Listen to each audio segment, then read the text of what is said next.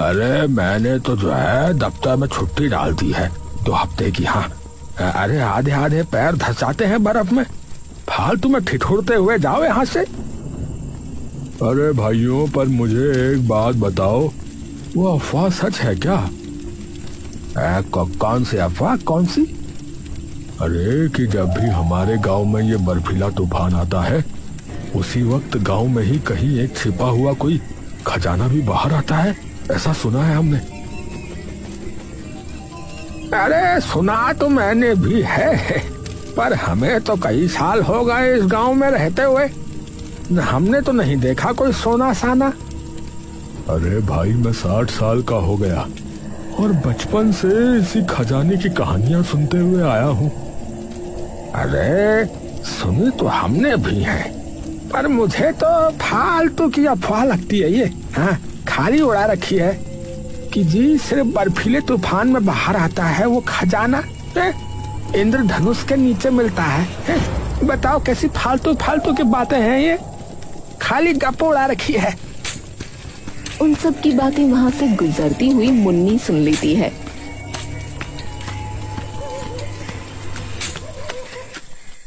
तारा चूल्हे पे खाना बना रही होती है कि तभी मुन्नी उसके पास आकर बैठ जाती है। दादी, दादी, जब हम लोग आ रहे थे ना तो आपने उन बूढ़ों की बात सुनी थी? अरे रात बेरात पी के बैठ जाते हैं, बातें मारने के अलावा और आता ही क्या है इन्हें। अरे आप वो छोड़ो, पर ये सच है क्या कि गांव में कोई खजाना है जो सिर्फ बर्फीले तूफान के वक्त बाहर आता है? अब पता नहीं बेटा, गांव में तो 100 बातें होती रहती हैं। अरे पर वो कह रहे थे कि वो तो काफी साल पहले से ही सुनते आ रहे हैं। सुना तो मैंने भी है, पर कोई कहता है कि वहाँ कोई जिन्न रहता है, कोई कहता है वहाँ हीरे जवाहरात हैं, पर सच पता नहीं क्या ही है। तो वो सिर्फ बर्फीले तूफान के आने पर बाहर आता है? अरे बाहर नहीं आता, मतलब वैसे तो मुझे भी नहीं पता कि क्या होता है, पर जितना मैंने सुना है, जब बर्फीला तूफान आता है तो जहाँ वो खजाना है उस जगह का दरवाजा खुल जाता है। दरवाजा? हाँ, कोई कहता है कि गांव की सबसे ऊंची पहाड़ी पे है वो खजाना, तो कोई कहता है पानी के नीचे। अच्छा, पता नहीं बेटा, सारी सुनी सुनाई बातें हैं गांव वालों की। तो ये बात छोड़, अपने पापा की रोटी डाल दे एक थाली में। ठीक है। मुन्नी उठकर सुरेश का खाना लेकर उसके पास जाती है। बापू। सुरेश एकदम से आंखें खोलता है। हाँ बेटी बोल। खाना खा लो। हाँ मुन्नी। सुन बेटी, जरा बात करनी है तुझसे, सुन। मुन्नी चुपचाप सुरेश के बगल में बैठ जाती है। हाँ बेटी, मेरी बात जो है ना वो ध्यान से सुनियो। अब क्या हुआ है बापू? बेटा देख, अब तो कहीं ना कहीं तुझे भी पता है और मुझे भी कि मैं ज्यादा दिन का हूँ नहीं अब। बापू ऐसी बातें क्यों कर रहे हो आप?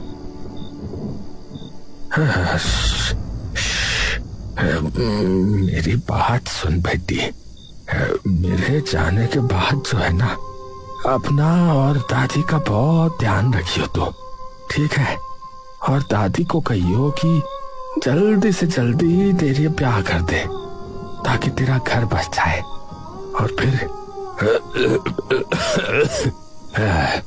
दादी को भी जो है ना अपने अपने साथ रख लियो, ठीक है? ठीक है बेटी। बापू क्या बोले जा रहे हो? सब ठीक हो जाएगा, एक बार बस आपका ऑपरेशन हो जाए। अरे बेटा, आज तूने देखा नहीं हाल है क्या हो रखा है वहाँ पर? बापू पर अरे बात मान लिया कर मेरी, मैं कह रहा हूँ। मुन्नी चिंतित मन और बेचैन नजरों से एकटक सुरेश को देखती रहती है। ठीक ठीक है बापू। शाबाश शाबाश मेरी बच्ची शाबाश। मुन्नी चुपचाप वहाँ से बिना कुछ कहे चली जाती है। मुन्नी अपने बिस्तर पर लेटी है। कमरे की लाइट बंद है, लेकिन मुन्नी की आंखें अभी भी खुली हैं। मुन्नी के दिमाग में अब भी वही बातें गूंज रही हैं जो उसके बापू ने कही थीं। क्या सच में वहाँ खजाना है? पूरा गांव बर्फ से मानो ढक चुका था। वहीं दूसरी ओर सुरेश की हालत दिन ब दिन खराब होती जा रही थी।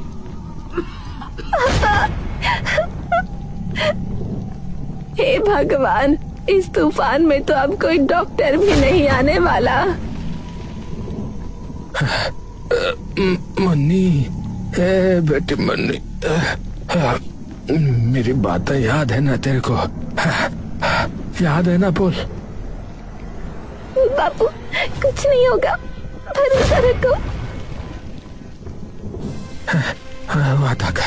वादा कर बेटी, वादा कर। सुरेश मुन्नी के आगे अपने हाथ बढ़ाता है। वादा कर बेटी, वादा कर।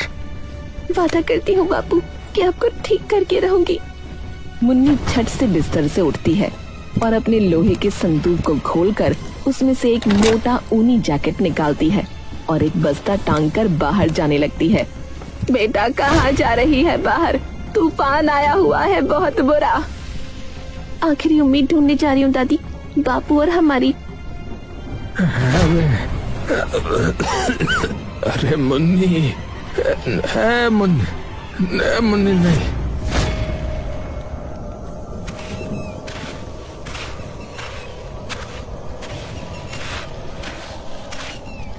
मुन्नी नजरें इधर उधर घुमाती है। दादी कह रही थी गांव की सबसे ऊंची पहाड़ी पर है, वहीं चलती हूँ। मुन्नी अपनी दाईं ओर देखती है। तूफान में कुछ भी नहीं दिख पा रहा है, तो इसी दिशा में आगे बढ़ने के अलावा और कोई चारा नहीं है। तूफान अब धीरे धीरे और बढ़ने लगा था और उसके पैर बर्फ में धंसते जा रहे थे कि तभी उसे कई लोगों के चिल्लाने की आवाजें आने लगीं। अरे बचाओ, अरे बचाओ हमें, बचाओ हमें, बचाओ, बचाओ, कोई तो बचाओ। ये आवाजें कहाँ से आ रही हैं? अरे बचाओ हमें। मुन्नी धीरे धीरे उन आवाजों की तरफ बर्फ की मोटी परतें चीरते हुए आगे बढ़ने लगी और तभी मुन्नी देखती है कि दूर एक पहाड़ी पर कुछ चमक रहा है। ये क्या चमक रहा है? अरे बचाओ हमें, अरे तूफान आ गया, अरे बचाओ भाई, अरे भागो, बचाओ, बचाओ, कोई तो बचाओ। आवाज धीरे धीरे और तेज होने लगी और मुन्नी भी तेजी से उस चमकती रोशनी की तरफ बढ़ने लगी। मुन्नी के होंठ पूरी तरह से थरथरा रहे थे। उस पहाड़ी पर रखा हर कदम मानो उसके शरीर से आधी जान खींच रहा था। बस कुछ और कदम दूर, थोड़ा और। मुन्नी उस रोशनी के करीब पहुंचने ही वाली थी कि तभी उसका पैर फिसल गया। अब क्या करूं? मुन्नी अपने पैरों को बर्फ में फंसाने की कोशिश करती है, लेकिन हर बार उसके पैर फिसलकर फिर से बाहर आ जाते हैं। मेरे हाथ सुन पड़ रहे हैं अब। तभी दो हाथ आते हैं और उसे एक ही झटके में ऊपर खींच लेते हैं। मुन्नी डर कर अपनी आंखें बंद कर लेती है, लेकिन जैसे ही वो अपनी आंखें खोलती है तो देखती है कि उसके सामने धूप खिली हुई है और उसके सामने एक बड़ा सा मंदिर है। यही है। मुन्नी पीछे देखती है तो उसे सिर्फ कोहरा दिखाई देता है और बर्फीले तूफान की आवाजें सुनाई देती हैं।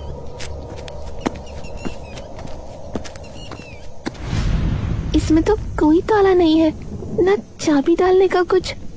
मुन्नी मंदिर के आसपास घूमकर देखने लगती है कि तभी उसकी नजर एक पत्थर पर पड़ती है जो बर्फ का बना होता है। मुन्नी भागकर उस पत्थर को उठाती है। इतनी भारी धूप में बर्फ? मुन्नी उस पत्थर को अपने बैग में रखकर फिर से इधर उधर देखने लगती है कि तभी उसे दिखता है कि उसके सामने एक झाड़ी में से हल्का हल्का धुआं बाहर आ रहा है। मुन्नी धीरे से उन झाड़ियों की तरफ जाती है और देखती है कि वहाँ पड़े 2 पत्थरों में से धुआं निकल रहा है। समझ गई। मुन्नी अपने बैग से कपड़ा निकालती है और हाथों में बांधकर उन दोनों पत्थरों को उठा लेती है और दौड़ते हुए दरवाजे के पास चली जाती है। गरम मतलब लाल और नीला मतलब ठंडा। मंदिर का दरवाजा देखते ही देखते अपने आप खुल जाता है। मुन्नी जैसे ही अंदर घुसती है तो सामने का नजारा देखकर दंग रह जाती है। उसकी आंखों के सामने एक छोटा सा तालाब था जिस पर एक बर्फ की परत चढ़ी हुई थी और उस पर एक इंद्रधनुष बना हुआ था। इंद्रधनुष, गांव वाले कह रहे थे कि खजाना इंद्रधनुष के नीचे है। मुन्नी दौड़ती हुई उस इंद्रधनुष के पास गई और जैसे ही उसकी नजर इंद्रधनुष के नीचे जमे हुए तालाब पर पड़ी, वो एकदम से पीछे हो गई। ये लोग कौन है? यहाँ कहाँ से आए? मुन्नी दौड़कर बाहर से कुछ पत्थर इकट्ठे करके अंदर ले आती है।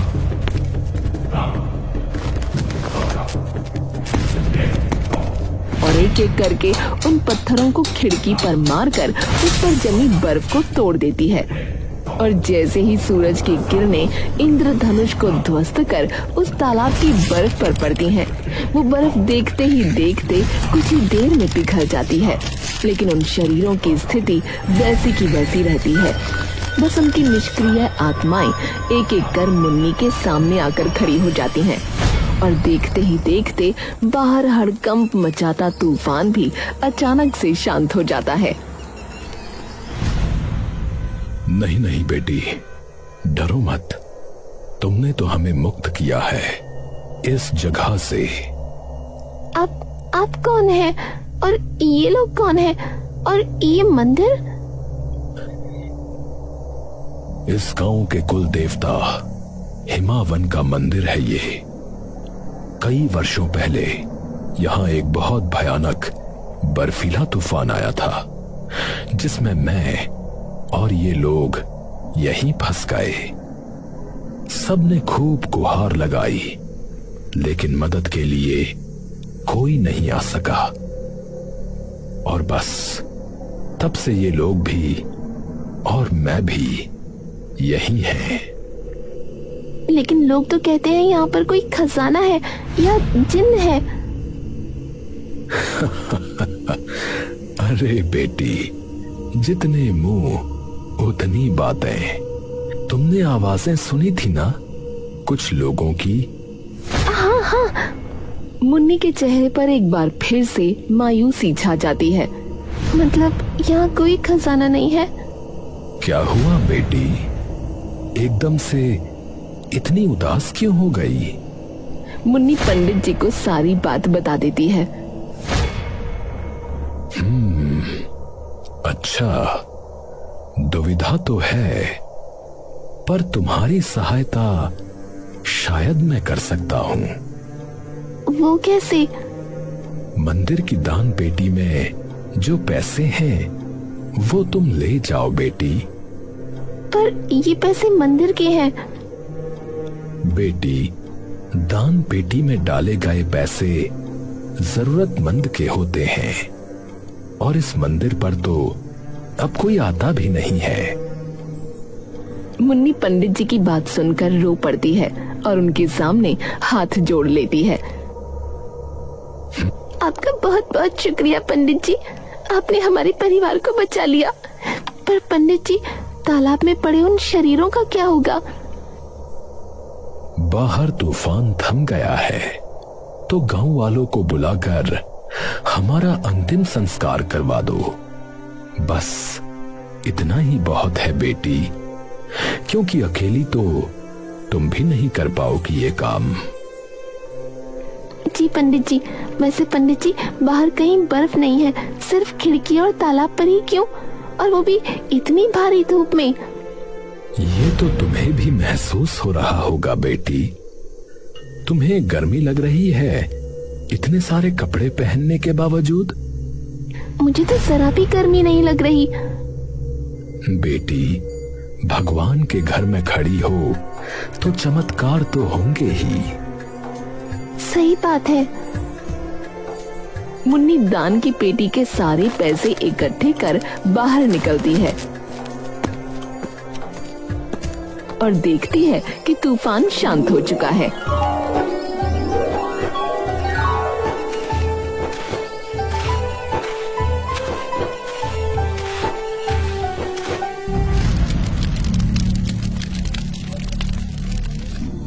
मुन्नी अगले दिन अपने पिता को अस्पताल में भर्ती करा देती है। अरे अपनी माँ ही जैसी है ये, एकदम जिद्दी। हाँ तो मैंने तो कहा ही था कि आपको ठीक कर दूंगी। सुरेश हंसने लगता है। मेरे साथ तूने उन लोगों को भी बचाया, उन्हें मुक्ति दिलाकर। सिर्फ कोमल दिल की ही नहीं बल्कि दिलेर भी है तू, मेरी छोटी शेरनी कहीं की। चल अब। वो तो मैं हूँ।